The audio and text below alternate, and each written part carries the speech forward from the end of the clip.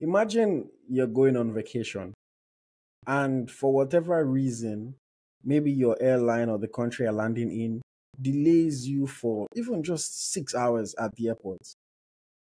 You know the feeling you would have, that discomfort, that anger because of the inconvenience. Okay.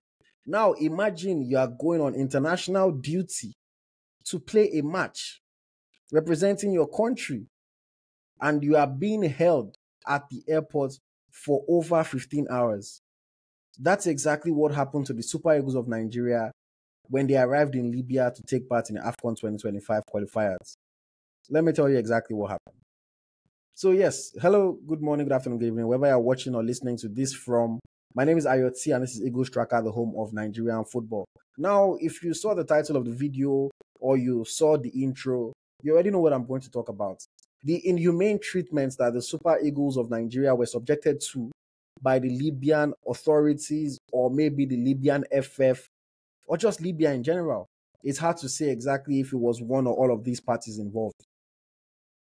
Now, let me give you guys some context. The Super Eagles played a match against Libya on Friday, and Nigeria ended up winning that game 1-0 after a very tough, 90 minutes against the Libyan side that were parking the bus and wasting time for majority of the game. We even had one goal that was a clear, fair goal that was disallowed, but we still managed to get that 1-0 victory. Now, fast forward to a few days later, the Nigerian delegation is traveling to Libya to take part in the reverse fixture. As these games in the group are home and away, we had to go to Libya to play our away fixture. And then what happened? All of a sudden, we start to get reports from the Nigerian camp saying that they've arrived in Libya, but the airport authorities are not clearing them, are not stamping them to be able to head out on their journey. Now, the interesting or not so interesting part of this is that the team plane was scheduled to land in Benghazi, which is the major city where the game was supposed to take place. But upon descent, when they were starting their descent into the airport or into the terrain, I don't know the airport's terminology or the travel terminology, but when they were starting their descent, all of a sudden, air traffic control in Libya said no, they should go to the Al-Abak airport, which is a distance away from where the game is going to be played and where they were supposed to land. The pilots tried to, talk to them and see how that could be resolved. They said, no, you have to land in the Al-Abak airport. And I mean, you're in somebody else's territory, you're in their airspace. If they say, no, you have to go somewhere, you can only fight it so much, but eventually you have to do what they are saying. Now, upon arrival in this airport, okay, we're here. Let us get into the country so that we can be on our way. Now, bear in mind that based on where they asked the Super Eagles to land, they were then facing a 3-hour plus journey from that airport to Benghazi, where the game was supposed to take place. They have to deal with this, but they said, okay, fine, let us on our way so that we can get there on time, we can rest and prepare for the game on Tuesday. Now, they claimed that there was a malfunction with the system that allows people to check in and stamp them into the country. So they had to wait at the airport. 1 hour turns to 2, 2 hours to 3, 3 hours to 4. That it gets to the point that 10 hours later, the Super Eagles players are still there. Now, the crazy part of this, while they were waiting, the pilots who flew them into the country said they needed to get some rest. It was a Tunisian pilot and then Nigerian co-pilot and, airline. The Libyan authorities said the Tunisian pilots could stay in a hotel room, but they were not going to lodge any of the Nigerian pilots or crew. Now, why is that?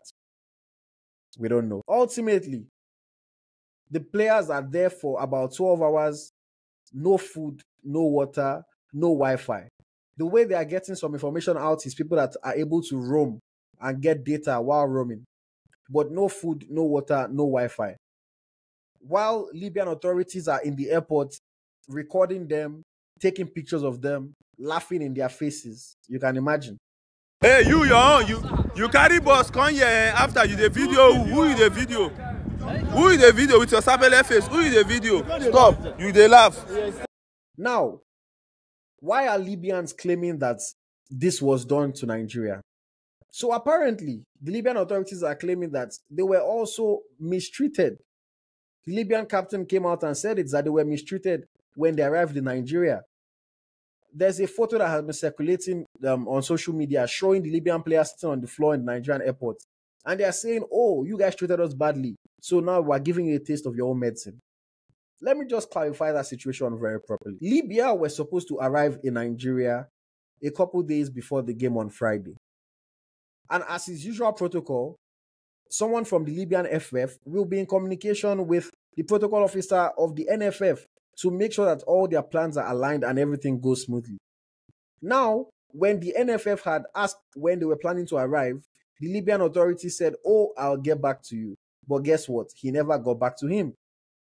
And then all of a sudden, 1 hour into the trip to Nigeria, he calls the NFF and says, hey, we're on our way. We are going to be landing in Port Harcourt. Now, of course, this catches the NFF off guard. And they say, hey guys, the game is in Uyo. We've made arrangements for you to land in Uyo, for people to pick you up in the airport over there in Uyo and get you to your hotel. Why are you landing in Port Harcourt? Well, no explanation for this. That's where they are going to land. Okay, NFF goes behind the scenes and starts scrambling, trying to see how arrangements can be made. When the Libyans land in Port Harcourt, the NFF says, okay, we've been able to speak to the Federal Airport Authority of the country, and we have permission for you to fly your plane from Port Harcourt to Uyo, and then you can get to Uyo where we've already made all the plans for you to be received. Now, because the Libyans traveled with a private flight, a chartered flight, if they had to now then go another flight from Port Harcourt to Uyo, there were going to be additional costs to the private company that flew them, which is normal. The Libyans said they did not want to bear this cost, so they would not be taking the flight. I do not know if maybe they wanted Nigeria to bear the cost, but they didn't want to bear the cost themselves, and then they refused to make this flight based on the other arrangements that the NFF had made. The NFF said, okay, if you do not want to pay for this extra flight, we can arrange road transportation for you from Port Harcourt to Uyo. We will get you buses or a bus, and we will get you security to transport you there safely. Now again, the Libyan authorities said, no, we don't want your bus. We are not happy with how you've treated us. During all this time is when the Libyan players are then sitting on the floor and taking pictures as if there are no chairs in the Port Harcourt airport. The Port Harcourt airport is even fairly new, so that's even where the situation on ground would be fairly comfortable. They started taking pictures sitting on the floor as if there were no chairs, as if they were forced to sit on the floor.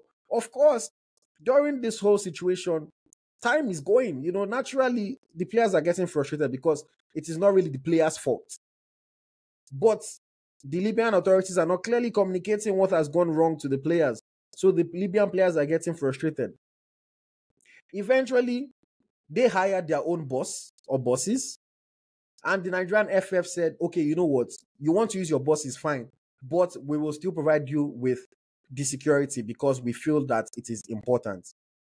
They provided them security. They were able to travel by road to Uyo, arrived safely, got to their hotel, and played the match. Now, let's go back to what's going on with the Nigerian authority or the Nigerian players in Libya. So, the NFF clarified the situation. The Nigerian players arrived in Libya. This is still not okay for them. They said, no, you treated us badly, so you guys are getting the same treatment. Now, bear in mind that the Libyan FF, about 14 hours into this ordeal, came out and released a statement saying that this was just due to airport issues, that they are rejecting the claims that it was an intentional sabotage, etc. That's what they are saying. But it took them so long to be able to say something. Now, eventually, after about 8 to 10 hours, they cleared the players, they stamped their passports to allow them into the country. The Libyan authority said, okay, we'll provide you with vehicles to transport you from this airport to Benghazi. Without getting political, we know the situation in Libya. We know how it is not the safest of times in Libya right now. And then you're asking them to travel 3+ hours in this unsafe terrain, in the middle of the night. Then the buses arrived to pick them up in the morning because players said they will not travel at night. If you see the bus where they bring, come on, guys. This bus was worse than Molue. Very, very unkept bus. Very small bus. I don't know how everybody was going to fit into it. Or maybe they brought multiple of them. I don't know. But obviously not a situation that is ideal for travel of international football players. But from them, or for them, from their perspective, we provided you with buses. They were claiming that, the Super Eagles or the NFF did not provide them with air-conditioned buses in Nigeria. Whereas they are the ones that hired the buses themselves. They rejected the buses that the NFF were going to provide. Okay. Eventually, after going through all of this, the Nigerian captain, along with the rest of the players, sat down. They discussed among themselves. And they said, you know what? We respect ourselves. We cannot accept this kind of treatment. We cannot allow a country to intentionally sabotage us. This is beyond just mind games. This is beyond just dirty tricks to make your opponent feel unwelcome. This is now a human issue. You keep us here for 15 plus hours. You don't give us food. You don't give us water. Your people are here coming to take our pictures, laughing at us, claiming that it is because we did it to you, so we're getting a taste of our own medicine. And the player said, we're not going to play the game. We're going to boycott the game. We have too much respect for ourselves. We have too much respect for opponents when they come to play in our country. So we are going to boycott this game. And then William Troost-Ekong released a statement on behalf of the team via his social media to explain that to us. Now, after the Super Eagles have said they are no longer playing, all that is left is for them to get back on their flight, on their plane, and then travel back to Nigeria. And even this becomes another issue. Now, for them to leave the airport, they need to get jet fuel. They need to be able to have enough fuel to take them on the plane back to Nigeria. The Libyan authorities don't want to sell fuel to the team. Why? No real reason. At the point, they were claiming, there's no fuel at the airport. And according to William Troost-Ekong, after several hours, they find out that the fuel had actually been in the airport all the time. And it was just further delay tactics. Eventually, because the players are making noise now, it's becoming international news. Several news outlets, Sky Sports, CBS Sports, everybody's posting about it. They eventually decide that, they will sell them the fuel, that they should leave. Now, to sell them the fuel, they're apparently selling it to them at about 5 times the normal rate.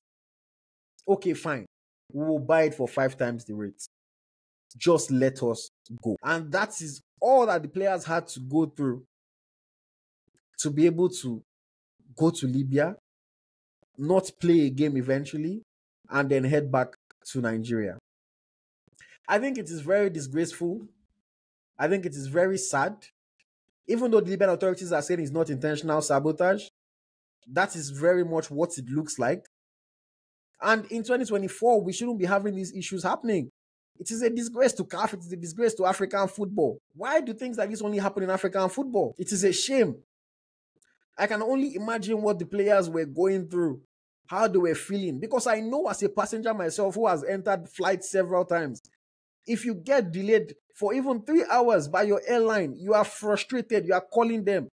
If for any reason you have to spend a night in a country that you're not planning to, the airline has to provide you with accommodation, have to provide you with food. So imagine these players and the officials, everybody traveling, and they are locked up in the airport for that long. Locked up in the airport. It is a disgrace. It is a shame. Now the question is, what is the Convention on African Football, CAF? What are they going to do about it? As of when I'm making this video, CAF have released a statement saying that they've been in contact with both the Libyan and Nigerian authorities, and the disturbing conditions, are not good, and that the matter has been referred to the disciplinary body of CAF, and that appropriate action will be taken against those who violated the CAF statutes. What is appropriate action? Who are those who violated the CAF statutes? We have to wait and see what they come up with. The Nigerian player said the only way that they're going to play this game again is if it is rescheduled on neutral ground, because they are not going to go back to Libya to be subjected to this kind or even worse treatment, which I support. No reason why this game should be played in Libya again. A lot of the Nigerian players have even said, see, if it's 3 points they want, let them have the 3 points. We'll be on our way. We will qualify by beating the other teams left in our remaining 2 matches. Libya, as we know, are already bottom of the group. They have only 1 point after 3 games. It's looking very difficult for them to qualify. So them getting 3 points free from Nigeria is probably their best chance of even getting any 3 points in this tournament or in this qualification series. What is CAF going to do about this? Are you just going to award Libya 3 points and say Nigeria boycotted? Are you going to punish Libya and award Nigeria the 3 points? Are you going to reschedule the game for a later date? We have to wait and see. I personally think that the game should be rescheduled on neutral ground and that Libya should still be punished in some way. I'm not going to go as far as saying ban them completely, but appropriate action needs to be taken. Either you don't allow them play any of their remaining matches in their home stadium, you dock points, or something. Something has to be done. Well, if you dock points, they'll be owing points at this point because they're not a very good football team. But it is a shame, it is a disgrace. And you know what is an even bigger shame to me? The fact that there were many people in the Nigerian media, whether it be influencers, whether it be journalists, that were just talking rubbish without trying to research this information. A very dark man, very popular guy on social media. Again, I don't know why he talks about Nigerian football. Because whenever he talks about Nigerian football, it's very clear that he's ill-informed. But he has over 1 million followers on social media. So he has people that listen to him and take his word as the truth, that take his word as bond. And he was saying, oh, it is reciprocation for what we did to them. When the situation that they faced in Nigeria was largely their own fault, and they did not even listen to all the solutions that Nigeria tried to provide to them. We also have reputable journalists in Nigeria that did not bother to research this information and are making all kinds of statements on social media. And for me, I even look at it that, okay, let's say the NFF did not welcome them properly. Let's say the NFF did not treat them well. Let's say when the whole flight situation happened, when they got to Port Harcourt, Nigeria should have covered the cost of their flights. Nigeria should have handled it better. Let's assume all of that to be true. Does that justify intentional sabotage? Holding players at the airport for over 15 hours? Does that justify it? Again, you are Nigerian. Your countrymen going out to represent the country are in this situation. And rather than your number one care to be about their safety, rather than your number one care to be about them, you want to take it as a moment to criticize Nigeria, to criticize Nigeria's authorities, to say, oh, we self don't do harm. I don't understand that. Let the players get back home safely. After the fact, if you want to analyze the situation, oh, how could it have been avoided? Oh, we didn't do our own part to perfection. Okay, fair enough. But while they are facing this ordeal, while the players are actively tweeting that they are scared for their safety, you want to come out and be saying, oh, but our own call, oh, what of us? Oh, we didn't do this. Because some people in the Libyan media are putting out statements, you would rather trust what the Libyan authorities are saying than what the Nigerian authorities are saying. Come on, guys. I know our country is not perfect. I know the NFF don't always get things right. Even I've criticized the NFF plenty times. But in this situation, your loyalty should be to Nigeria. Your care should be about the players, about their safety, about them getting back home without any harm. That is not the time to be criticizing NFF or to be trying to apportion blame to them. I found it very shameful. I won't name any names, but there were journalists that I respect that were saying things like that, and I could only shake my head. It is very sad that this is happening. It is very sad that a lot of Nigerian journalists, even Nigerian fans, don't take their time to find out information before condemning their own. Now I know the lie is sweeter and the truth will not travel as far. But I implore you guys that listen to me on this platform, you guys that follow, that subscribe, I implore you guys to not just believe everything negative about the situation when it comes to Nigeria. And understand that whether or not the things in Nigeria could have been prevented, nothing was intentional. And everything that happened to the Nigerian players in Libya was done with intention. CAF needs to hold them accountable for this. CAF needs to find a solution that does not punish Nigeria further. And as I'm speaking to you, the players have finally been able to board their flights. The players are on their way back to Nigeria. Hopefully they arrive safe. They can get some food by the grace of God. And they don't have to ever go through this again. Thank you guys for watching. Thank you for listening. My name is Ayotsi. This is EaglesTracker of Nigerian football.